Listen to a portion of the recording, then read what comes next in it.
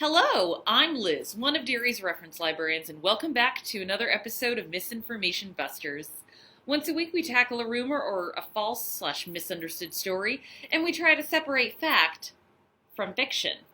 This week, we're talking about a big silver object on everyone's mind, the Utah monolith. So, what's the story? On November 18th, the Utah Department of Public Safety's Aereo Bureau and the Utah Division of Wildlife Services were conducting a pretty routine task. They're counting bighorn sheep. As the helicopter flew over the area known as Red Rock Country, both the pilot and the camera picked up something strange. A silver metal monolith about 10 to 12 feet tall. And this is even stranger as this area is remote and it looks like it was placed there rather than airlifted in. Officials announced the discovery on November 23rd, and footage of the monolith was shared on social media asking if anyone had any idea how it got there, and quickly noting that, while this is interesting, it is technically illegal to install stuff like this. Since then, monoliths have popped up and disappeared in other sites: Romania, California, Pennsylvania, Finland, England, North Carolina. But what are these? Is it an art installation? Viral marketing, or is it not of this earth? After all, there's a reason this is making people think of the film 2001, A Space Odyssey. So, what are the fact, or more accurately, the heck is going on?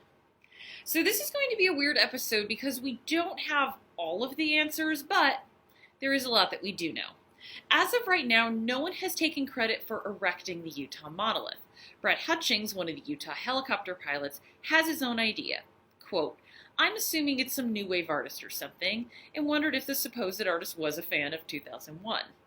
However, we do know who took the monolith down. On November 27th, the Utah monolith vanished. Andy Lewis and Sylvan Christensen, two adventure athletes and Utah residents, took credit for taking it down along with other unnamed accomplices. Quote, "We removed the Utah monolith because there are clear precedents for how we share and standardize the use of public lands, natural wildlife, native plants, freshwater sources, and human impacts upon them," Christensen wrote in an Instagram post, urging people to protect valuable public lands. And he added, "Things like this don't help." So, they took it down to protect public land, especially considering this area was seeing a huge increase of visitors. Now, there was another monolith that was removed, but for very different reasons. A monolith appeared on a trail in Atascadero, California on December 2nd and disappeared about a day later. A group of men took it down via live stream for less ecological reasons. Over the live stream, they said, quote, "We don't want illegal aliens from Mexico or outer space." And it seemed like they weren't joking. You know, if we never travel outside of the solar system, stuff like this is why. This is why we can't have nice things.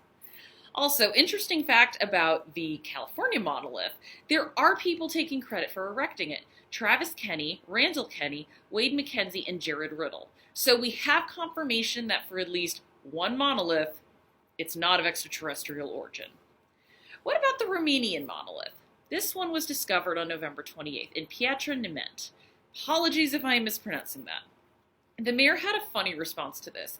"Piatra Neamț hosts some mysterious objects," he wrote. "My guess is that some naughty and terrifying alien teenagers left home with their parents' UFO and started planting metal monoliths around the world. First Utah, then in Piatra Neamț. I am honored they chose our city." Unfortunately, before it disappeared on December 1st, someone did inspect the monolith and noted that it was pretty clearly human-made. So once again, no aliens, despite me wearing these earrings. On December 6th, a monolith appeared at a Pittsburgh business called Grandpa Joe's Candy Shop. And this one's pretty easy. The owner said that they put it up as a gimmick to get support for their small business. Now, there have been other sightings where the who and or the why are not clear. And ultimately, we still don't know why the original monolith was erected.